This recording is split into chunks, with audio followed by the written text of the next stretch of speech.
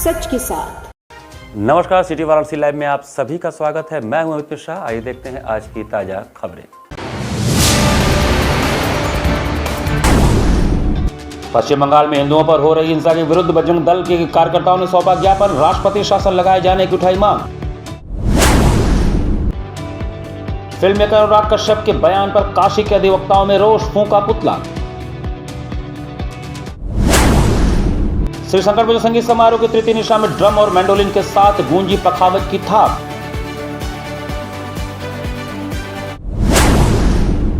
और काफी toll plaza के समीप सड़क हादसे में चंदौली निवासी राजगीर मिस्त्री की दर्दनाक मौत।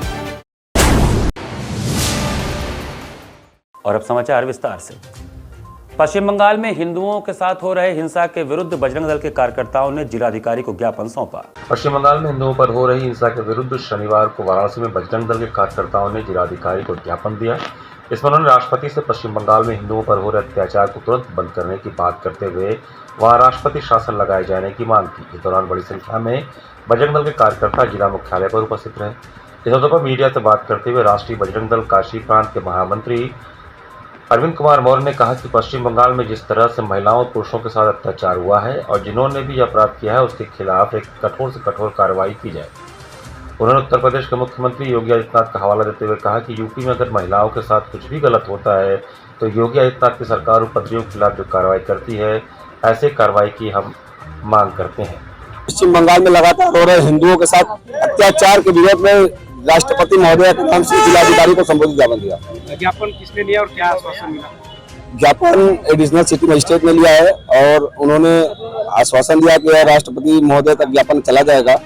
और ज्ञापन देने के साथ हम लोग यह मांग करते हैं कि तत्काल प्रभाव से बंगाल में राष्ट्रपति शासन लागू किया जाए और जिस तरीके से वहाँ पर हिंदुओं के साथ अत्याचार हो रहा है उसको तत्काल प्रभाव से रोका जाए और जिसमें जो भी संलिप्त हो उनके साथ कठोरात्मक कार्रवाई हो।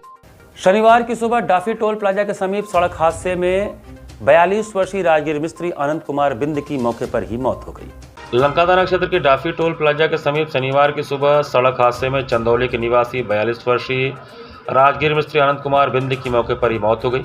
अनंत कुमार किसी कार्यवश मोटरसाइकिल से वाराणसी शहर की ओर जा रहे थे। जैसे वे डाफी टोल प्लाजा पार कर आगे बढ़े, अज्ञात वाहन ने उन्हें जोरदार टक्कर मार दी जिससे उनकी मौके पर ही मृत्यु हो गई। हादसे कुछ देर बाद वहां से गुजर रहे राहगीरों ने घायल अवस्था में आनंद को देखकर तत्काल पुलिस को सूचना दिया। सूचना मिलते ही लंका थाना पुलिस मौके पर पहुंची और शव को कब्जे में लेकर पोस्टमार्टम के लिए भेज दिया। घटनास्थल पर शव के पास से मिले दस्तावेजों के आधार पर मृतक की पहचान की गई।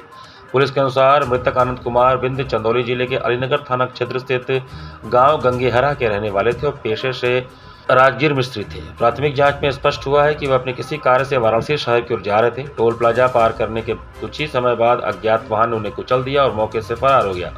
घटना की जानकारी मिलते ही मौके पर भारी भीड़ जुट गई।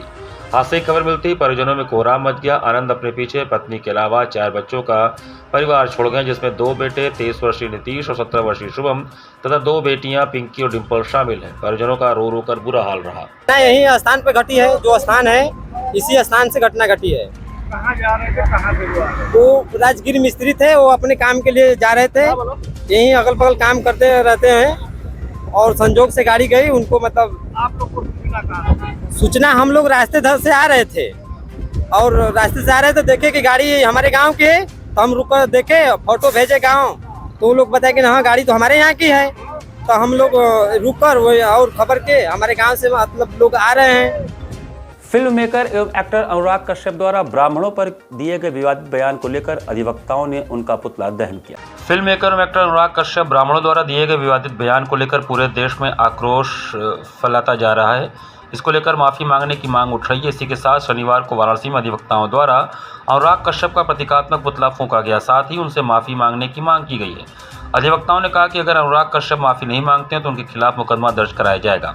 फिल्म मेकर एवं एक्टर अनुराग कश्यप इन दिनों अनंत महादेवन की जीवनी पर आधारित फिल्म फूले बना रहे हैं जिस पर अनुराग कश्यप आलोचनाओं से घिरे हुए हैं। उन्होंने सेंसर बोर्ड सहित ब्राह्मण समाज पर विवादित एवं अपमानित टिप्पणी कर दी है। इसके खिलाफ वाराणसी के जिला मुख्यालय पर अधिवक्ता समाज द्वारा पुतला दहन किया गया। इस दौरान अनुराग कश्यप खिलाफ नारेबाजी भी की गई है।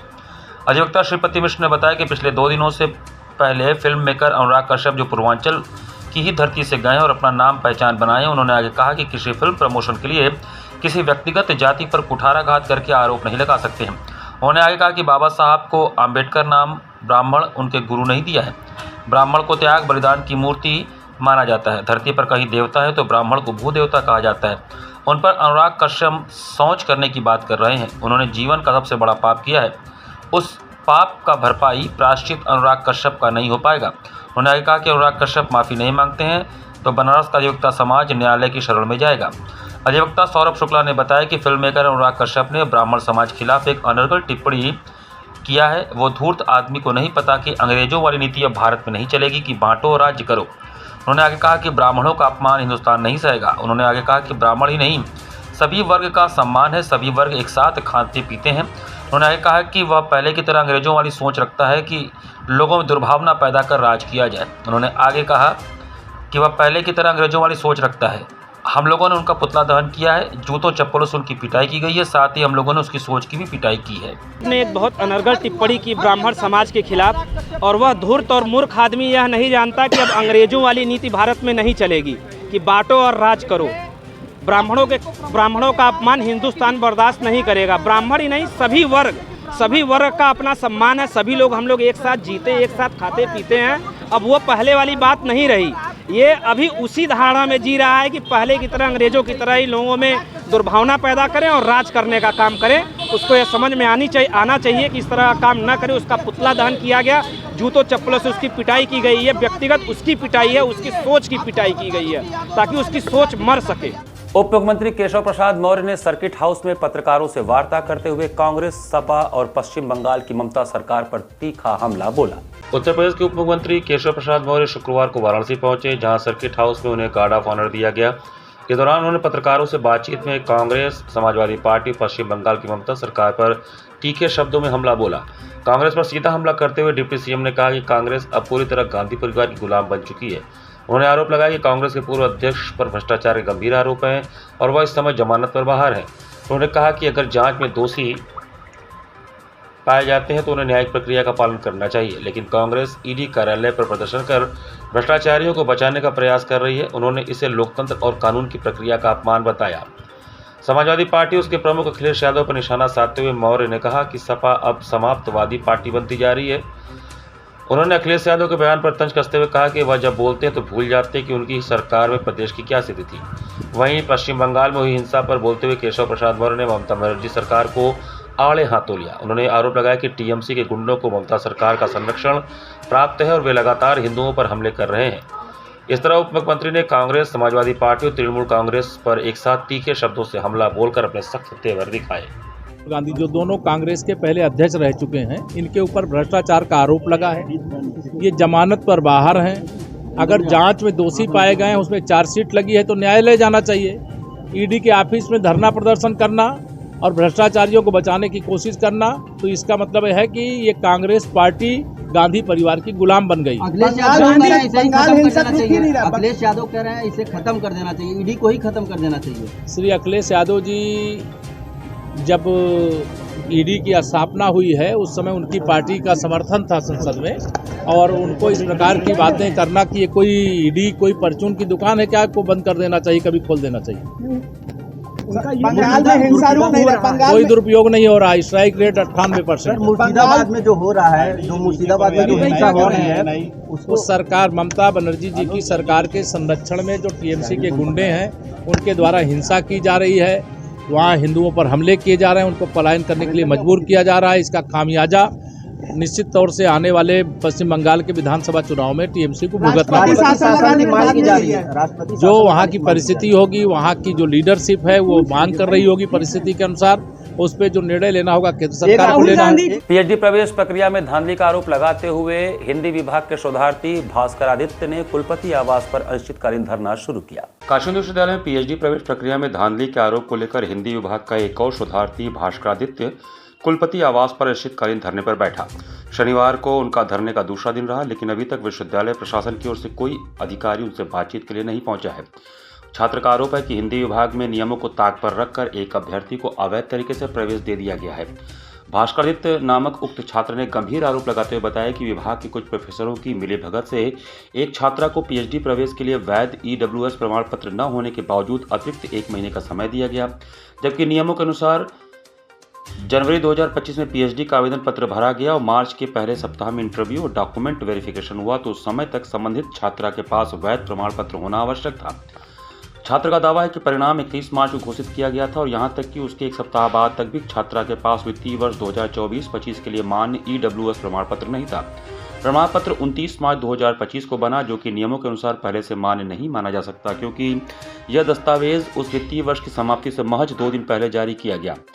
छात्र ने आरोप लगाया कि जब इस गड़बड़ी की ओर विभाग का ध्यान दिलाया गया तो कोई स्पष्ट जवाब नहीं दिया गया। भास्करादित्य ने बताया कि 28 मार्च को प्रतीक्षा सूची के छात्रों को लिंक भेजा जाना था, लेकिन उस दिन भी विभाग ने जानबूझकर पोर्टल को रोक दिया और किसी भी छात्र को प्रवेश की सूचना नहीं दी गई। उन्होंने कहा कि इस पूरे मामले में विभागीय मिलीभगत साफ नजर आती है। जब 24 मार्च को जो वेटिंग के छात्र हैं उनको लिंक जाता तब भी उनके पास ईडब्ल्यूएस नहीं था। 27 के बाद 28 को जब अगले अभ्यर्थी को लिंक जानी होती है तो विभाग लिंक रोक देता है। 28 मार्च को 29 मार्च को किसी अभ्यर्थी को लिंक नहीं जाती है और उनको अनुचित तरीके से उनको लाभ पहुंचाने के लिए 2 दिन लिंक रोका जाता है और वो 29 मार्च को अपना ईडब्ल्यूएस बनवाती हैं। 30 से 31 को छुट्टी रहती है विभाग में और 1 अप्रैल को अपना ईडब्ल्यूएस लाती हैं कि कंसीडर करने के लिए। अब है क्या कि उनके पास जब वर्तमान सत्र का ईडब्ल्यूएस नहीं था तो वेरिफिकेशन कमेटी द्वारा इंटरव्यू के समय ही उनको जनरल में वेरिफिकेशन करना चाहिए था, लेकिन विभाग के अध्यापकों की मिलीभगत से उनका वेरिफिकेशन जनरल में ना करके ईडब्ल्यूएस में किया गया, जो कि नियम विरुद्ध है और उनको अवैधानिक रूप से समय दिया गया। ये बीएचयू के पीएचडी का प्रवेश बुलेटिन है, इसमें कहीं किसी प्रकार से ईडब्ल्यूएस के लिए समय देने का कोई उल्लेख नहीं है। वाराणसी में हुए सामूहिक दुष्कर्म मामले में समाज सेवी अविनाश मिश्रा ने शहर में चल रहे स्पा एवं मसाज पार्लरों को बंद करने से संबंधित ज्ञापन एडिशनल कमिश्नर को सौंपा। विगत दिनों वाराणसी में हुए सामूहिक दुष्कर्म के मामले में पुलिस कार्रवाई के बाद कई को गिरफ्तार किया गया। वहीं इस मामले को लेकर कई संगठनों ने दुष्कर्म के मामले का विरोध किया। इसी मामले को लेकर शुक्रवार को समाज सेवी अविनाश मिश्रा ने जिला मुख्यालय पहुंचकर additional police commissioner Rajesh Kumar Singh के कार्यालय में पहुंचकर शहर में धड़ल्ले से चल रहे स्पा व मसाज सेंटरों को तत्काल बंद करवाने को लेकर ज्ञापन दिया। इस दौरान अविनाश मिश्रा ने कहा कि विश्व की सर्वाधिक प्राचीन एवं पुरातन शहर जो धार्मिक, सांस्कृतिक और शिक्षा की राजधानी मानी जाती है और यह शहर जिसका नाम वाराणसी है, जो अति महत्वपूर्ण संसदीय क्षेत्र है, इसलिए माना जाता है क्योंकि देश के प्रधानमंत्री इस शहर से तीसरी बार लगातार चुनाव जीतकर प्रधानमंत्री बने हैं। उस शहर का हाल बहुत ही दयनीय है और अगर शासन प्रशासन इस गंभीर मुद्दे पर ध्यान नहीं देता है तो आने वाला समय हमें कभी भी माफ़ नहीं करेगा।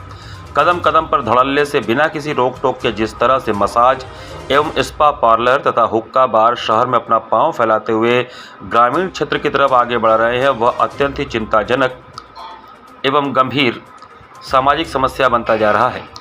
मसाज, स्पा पार्लर तथा हुक्का बार यह सिर्फ नाम भर मात्र के रह गए हैं। इसे अगर आधुनिक वेश्यालय कहा जाए तो कोई गलती नहीं होगा। इन मसाज और स्पा पार्लरों में अनैतिक रूप से देह व्यापार किया जा रहा है, जो बिना किसी रोक टोक के बेधड़क चल रहा है, जिससे वाराणसी के सफ़ेद पोश लोगों का परोक्ष या अपरोक्ष रूप से महत्वपूर्ण भूमिका निभाया जा रहा है, जिससे प्रशासन भी कोई बड़ी और कड़ी कार्रवाई सुनिश्चित करने में स्वयं को असमर्थ महसूस करता है, जो दुर्भाग्यपूर्ण है। कानूनी कार्रवाई चाहते हैं, ये जितने भी हुक्का parlour, massage parlour, spa parlour जो है ये सभी बंद होने चाहिए। बनारस शहर से लेकर बिहार तक चारों फैल गया है। ये गलत बात है। ये बनारस और सभी को भूल कर रहा है। मसाज पार्लर पूरी तरह से है, सेल्फ सिलेक्शन चल रहा है और उसमें सफेद पोस्ट नेताओं का पूरी तरह से हाथ है और उनके बिना शौक में और बिना उनके तवज्जो में चल रही है। उनका हाथ पूरी तरह से है। जो नेताजी को मिले हुए सफेद पोस्ट उनकी भी जांच होनी चाहिए, उनके खिलाफ भी आवश्यक कार्रवाई होनी चाहिए। यहाँ पर वक्त चला छोटे से ब्रेक का। बने रहिए सिटी वाराणसी लाइव के साथ। वाराणसी लाइव, सच के साथ। स्वामी हरसिवानंद पब्लिक स्कूल छात्र छात्राओं हेतु वातानुकूलित छात्रावास की सुविधा, हर तिमाही युक्त खेल का मैदान, इंडोर गेम आउटडोर गेम की सुविधा, जिम, योगा, ध्यान की विशेष कक्षा, एनसीसी एबीसी सर्टिफिकेट तथा करियर काउंसलिंग की सुविधा, विज्ञान कला तथा कॉमर्स के साथ वैकल्पिक विषयों की एक लंबी श्रृंखला, कम फीस में उत्कृष्टतम अध्ययन की व्यवस्था, शहर के सभी क्षेत्रों में बस की सुविधा, विज्ञान, कंप्यूटर तथा सभी आधुनिकतम प्रयोगशाला उपलब्ध, audio video classes. Swami Harsivanand public school and hostel, शिक्षण समूह, शाखाएं Garhwa Ghat, Ramna, Varanasi. Phone number 9554995413, Jagat Hazratganj Varanasi phone number 7408457111, Banpurwa Ramna Varanasi phone number 9554955412, railway station road Churk Sonbhadra phone number 7081109710, Marsara Ghorawal Sonbhadra phone number 955496319495 एवं स्वामी हरसिवन महाविद्यालय चुर्क सोनभद्र फ़ोन नंबर 7081109711। अंकुरण IHS एक ऐसा स्कूल जहां पढ़ाई मस्ती से भरी हो। सिर्फ 4 घंटे का स्कूल टाइम, कम समय, ज्यादा सीखना, बिना स्कूल बैग के मस्ती भरी पढ़ाई, कोई बोझ नहीं, बस मजा। Smart classroom, safe splash pool और हरा भरा खेल का मैदान, सीखने का नया अंदाज, स्टेज एक्सपोजर और पर्सनालिटी डेवलपमेंट, आत्मविश्वास बढ़ाने के लिए सुरक्षित, स्वच्छ और हाइजीनिक माहौल, क्योंकि आपका बच्चा हमारी जिम्मेदारी है। International Hindi school Nagwa, Lanka, Varanasi. CBSE से मान्यता प्राप्त, नर्सरी से लेकर 12वीं तक की कक्षाएं, स्मार्ट डिजिटल क्लासरूम्स और AC कक्षाओं संग well qualified teachers, robotics lab, biology lab, chemistry lab, physics lab एवं स्पेसिफिक आइंस्टाइन लैब, परिवहन व्यवस्था। The institution directed and controlled from USA.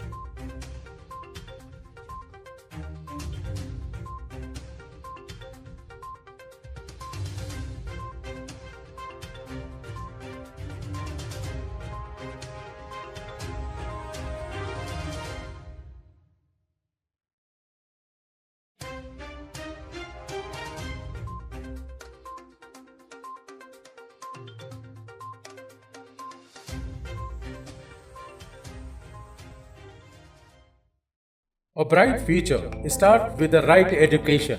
JPM English School, based on CBSE pattern. Admission open from pre-nursery to class 8. We provide high-quality education and expert guidance from experienced faculty. Spacious, calm and modern learning environment. A well-equipped computer lab. Modern science lab. Well-stocked library. Indoor games like chess, carom, Ludo, etc. And outdoor games like skating, basketball, badminton, cricket, etc. Special yoga classes for overall physical and mental growth. Special personality development classes. Regular dance classes. Special music classes. The students always remember that education is not a destination, it is a journey. So never stop. Keep pushing yourself to achieve your goals. Enroll today to JPM English School, Ganganagar Colony, Badaun, Varanasi. Call us at 700-7655-355. बाल विद्यालय माध्यमिक school मां गंगा के तट पर स्थित एक उत्कृष्ट स्कूल, LKG से क्लास 12 तक, affiliated to CBSE new Delhi.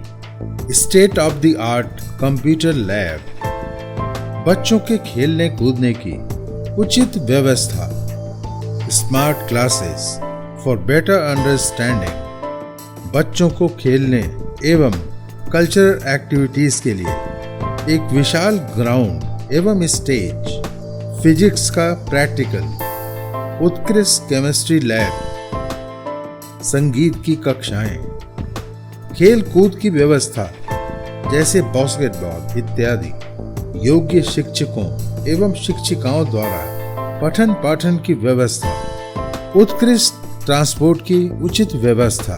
आज ही प्रवेश हेतु संपर्क करें।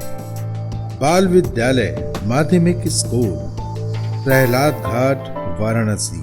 मोबाइल 8009181568 एवं डुमरी पड़ाव, वाराणसी। मोबाइल 8009181549। वाराणसी लाइव, सच के साथ। ब्रेक के बाद आपका स्वागत है। श्री संकट मोचन संगीत समारोह की तीसरी निशा में गायन, वादन और नृत्य का समर्पण श्री हनुमान जी के चरणों में कलाकारों ने श्रद्धा भाव से किया। शास्त्रीय संगीत के अंतर्राष्ट्रीय मंच संकट मोचन संगीत समारोह की तीसरी निशा का आगाज भी एक और यादगार पल लेकर आया। अंतर्राष्ट्रीय ख्याति प्राप्त ड्रमर पद्मश्री शिवमणि और उसके हमजोली यू राजेश का कार्यक्रम सुनने जुटे सैकड़ों संगीत रसिकों की इस समय खुशी का ठिकाना नहीं रहा जब मंच से घोषणा की गई कि इन दो कलाकारों के साथ पखावज पर संकट मोचन मंदिर के महंत प्रोफेसर विश्वंभर नाथ मिश्र भी संगत करने बैठेंगे। 3 दिनों में यह दूसरा कार्यक्रम है जिसमें खुद संकट मोचन मंदिर के महंत प्रोफेसर विश्वंभर नाथ मिश्र ने भाग लिया। पहले दिन उद्घाटन कार्यक्रम में पद्म भूषण पंडित हरिप्रसाद चौरसिया के साथ और दूसरी बार ड्रमर शिवामणि के साथ यादगार प्रस्तुति थी। कार्यक्रम शुरू होने से पहले ही समूचा मंदिर प्रांगण प्रसन्न श्रोताओं की तालियों की गड़गड़ाहट से गूंजने लगा। ड्रमर पद्मश्री शिवमणि, मैंडोलिन वादक यू राजेश और पखावत वादक संकट मोचन मंदिर के महंत प्रोफेसर विश्वंभरनाथ मिश्र ने मिलकर एक यादगार कार्यक्रम की प्रस्तुति दी। वादन का आरंभ घुंघरुओं की झनकार से हुआ। आरंभ में शास्त्रीय संगीत के रागों और तालों का श्रवण श्रोताओं ने किया। ड्रम स्टिक से खेलते हुए शिवमणि ने अपनी जादूगरी का असर श्रोताओं पर स्पष्ट रूप से छोड़ा। यह जादुई क्रम करीब 1 घंटे तक चला। कभी एक ही तबले पर दोनों हाथों से वादन, तो कभी आधी भरी हुई बाल्टी के किनारे पर कलछुल ठोक कर निकाली गई ध्वनि, स्टील की छोटी थाल और कलछी से निकला संगीत भी श्रोताओं को लुभा गया। उनके वादन में घुंघरू, घंटा, घड़ियाल सब कुछ शामिल रहा। उन्होंने डांडिया, भांगड़ा, दुर्गा पूजा में प्रचलित ढोल की खास तरंगों के हर माहौल का अनुभव कराया। अंत में बापू के प्रिय भजन रघुपति राघव राजा राम से अपने कार्यक्रम को विराम दिया। दूसरी प्रस्तुति में काशी के मिश्र बंधु सौरव गौरव मिश्रा ने मंच संभाला। दोनों ने कथक के माध्यम से हनुमत अर्चन प्रस्तुत किया। उनका नृत्य भाव, रचना और रफ्तार का बेजोड़ मिश्रण था। रुद्रावतार की कथा को नृत्य के माध्यम से जीवंत करना अपने आप में चुनौतीपूर्ण कार्य था, जिसे उन्होंने कुशलता से निभाया। बनास घराने की परंपरा को आमद तोड़ तिहाई परन और चक्करदार परन से सजाया गया। अभिनय प्रधान देव भजनों की प्रस्तुति में जब मंच पर गुरु पंडित रविशंकर मिश्र ने बोल पढ़ंत करते हुए मार्गदर्शन किया, तब गुरु शिष्य परंपरा का अनुपम उदाहरण भी देखने को मिला। प्रस्तुति इतनी प्रभावशाली रही कि एक समय ऐसा है जब दीर्घा में बैठे सैकड़ों दर्शक तालियों की ताल पर थिरकते नजर आए। मिश्र बंधु बिना थके अनवरत नृत्य करते रहे। तीसरी प्रस्तुति लेकर मंच पर आए पिता पुत्र की जोड़ी 75 वर्षीय पंडित विष्णुवन भट्ट और सलील भट्ट ने वीणा से हनुमान जी की भक्ति रस से सराबोर कर दिया। मंदिर में अमृत महोत्सव 75वें वर्ष को ध्यान में रखते हुए विशेष प्रस्तुति दी।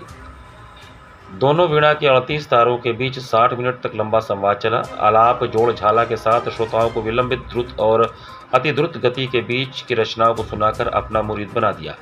अपने ही राग में महादेव और महावीर की प्रस्तुति की। अहमदाबाद से आए बनास घराने के पंडित हिमांशु महत ने तबले पर संगत किया। Today the concert in this festival surprise for me and for everyone. Maharaji played Bakwas. Wow! Next year we're going to do more things and playing with you, Rajesh, for this festival.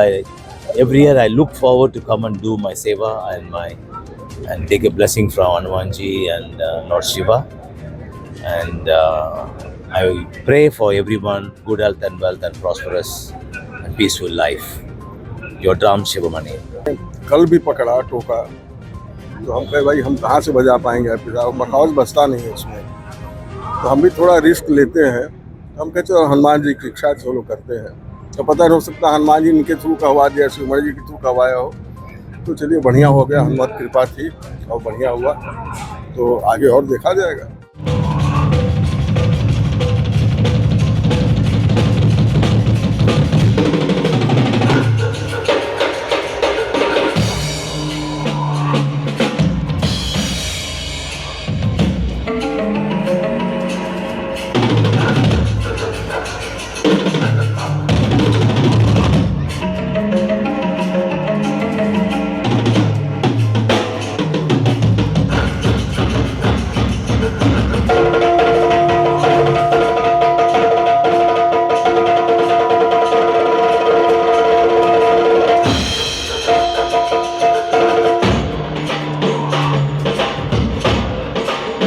नौवें सिख गुरु तेज बहादुर साहिब जी का 404वां प्रकाशोत्सव श्रद्धा भाव से मनाया गया।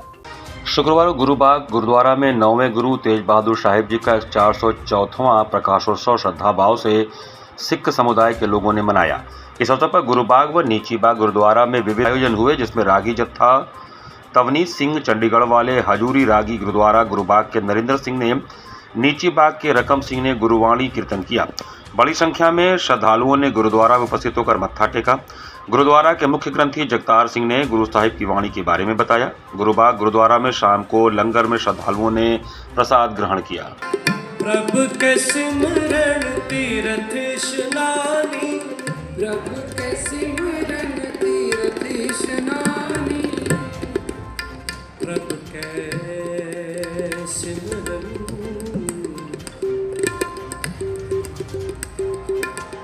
प्रभु के सिमरन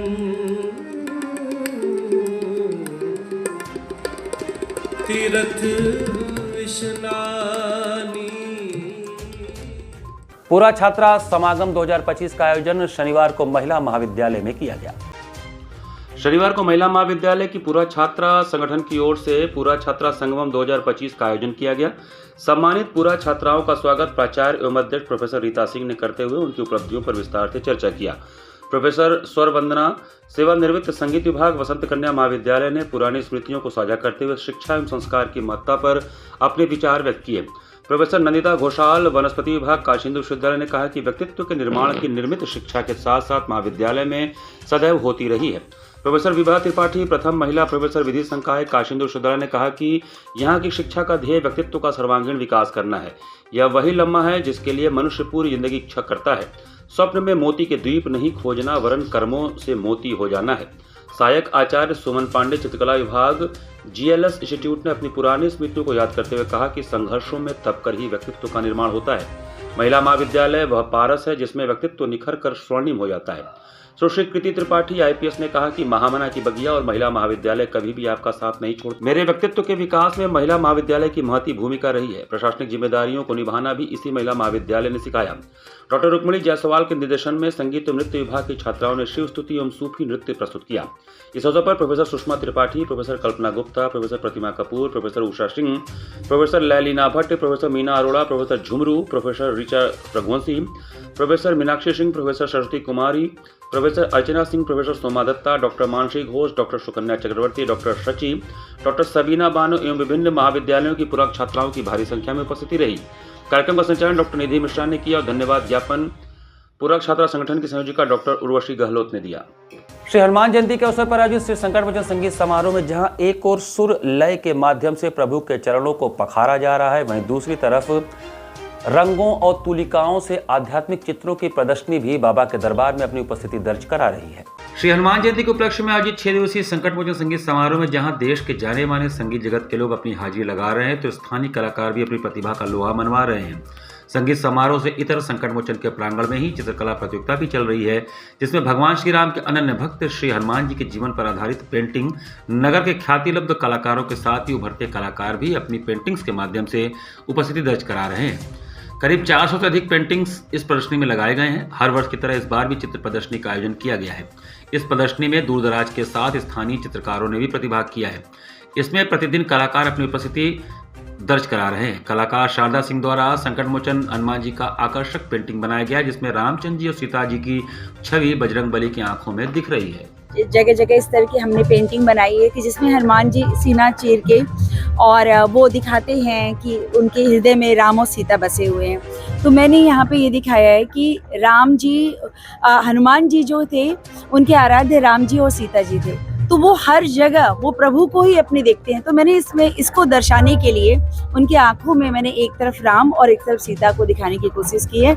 और अब जैसा कि हम सब जानते हैं कि एक बहुत पुरानी कहावत भी है और गीता में भी मैंने इसको पढ़ा है कि आप जिस तरह की भाव रखते हो उस तरह का ही आपको दर्शन होता है। तो यहाँ पे उनके चूंकि वो राम सीता में कृष्ण आप थे, तो वो हर जगह अपने प्रभु को आराध्य के रूप में देखते थे, तो उनको हर जगह आपके राम और राम जी ही दिखाई देते थे। तो यही इसी भाव को मैंने अपनी पेंटिंग के माध्यम से चित्रित करने की कोशिश की है। काशी कोतवाल बाबा काल भैरव जी का वार्षिक श्रृंगार एवं भंडारे का भव्य आयोजन शनिवार को किया गया। शनिवार को काशी कोतवाल श्री 1008 बाबा काल भैरव जी का वार्षिक श्रृंगार महोत्सव भंडारा आयोजित किया गया। इस अवसर पर बाबा की नैनाभिराम झांकी सजाई गई। महोत्सव का शुभारंभ प्रातः 5 बजे से महंत पंडित सुमित उपाध्याय द्वारा बाबा को पंचमेवा स्नान एवं नवीन वस्त्र धारण कराकर मनमोहक झांकी सजाकर मंदिर का कपाट भक्तों के लिए खोला गया। वहीं काल भैरव मंदिर चौराहे पर दोपहर 12 बजे से आयोजित भंडारे का आयोजन देर रात तक चलता रहा। मंदिर के पूर्व महंत स्वर्गीय प्रदीप नाथ उपाध्याय जी को मंदिर प्रांगण में श्रद्धांजलि अर्पित किया गया। दोपहर भोग आरती के बाद बाबा को नया रजत मुखौटा लगाकर भव्य स्वरूप की झांकी सजाई गई। विभिन्न प्रकार के मिष्ठान, फल, पकवान, मदिरा का भोग लगाकर आरती कर पुनः कपाट खोला गया। कपाट खुलते ही बाबा के जयकारे से समूचा क्षेत्र बाबामय हो गया। अपराह्न 4 बजे से चारों वेदों की ऋचाओं से बाबा के बसंत पूजा की गई। इसी क्रम में 6 बजे से भजन संध्या, आलोक नादान के संगीत पर बाबा के भक्त झूमते रहे। मध्य रात्रि में 1.25 लाख बत्तियों से बाबा की महाआरती की गई। इस अवसर पर बाबा का दरबार कामिनी की पत्ती एवं देशी विदेशी फूलों से जहां अलौकिक रहा, वहीं मंदिर के आने वाले मार्गों में आकर्षक सजावट भी किया गया था। बाबा को देखेंगे तो आपको जो है महाकाल के स्वरूप में जो है उज्जैन वाले राजा के स्वरूप में आज जो है काशी कोतवाल आपको दिखेंगे। दर्शन तो प्रातः 5 बजे से लेके जो है 1 बजे तक चला।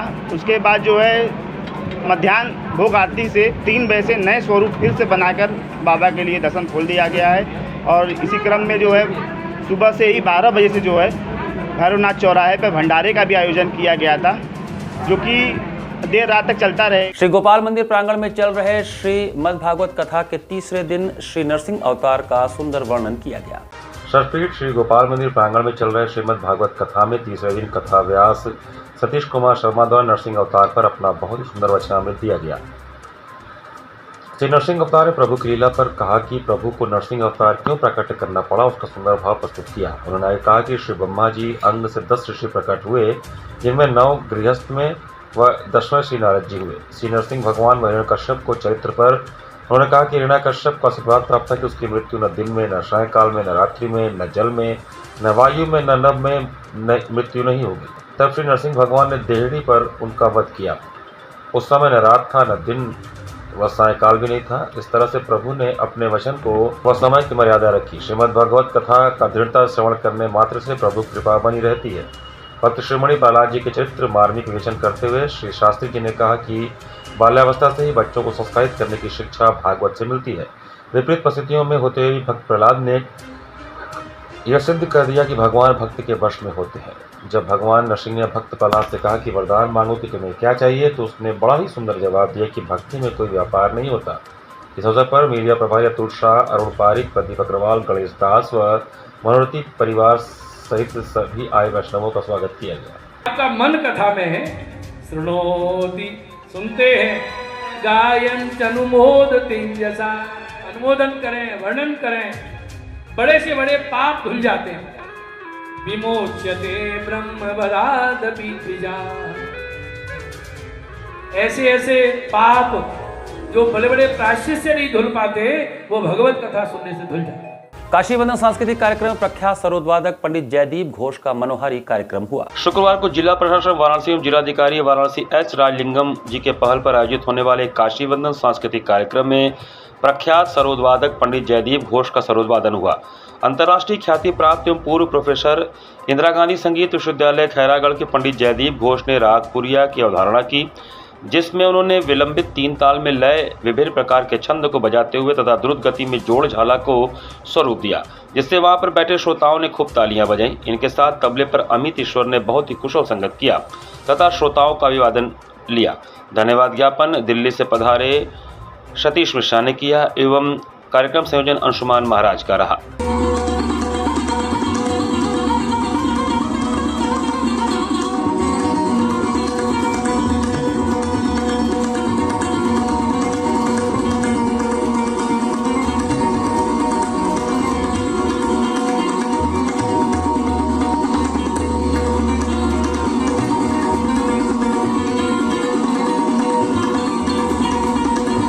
इसी के साथ सिटी वाराणसी लाइव का ये संस्करण हमें समाप्त करते हैं। मुझे दीजिए आज्ञा। नमस्कार।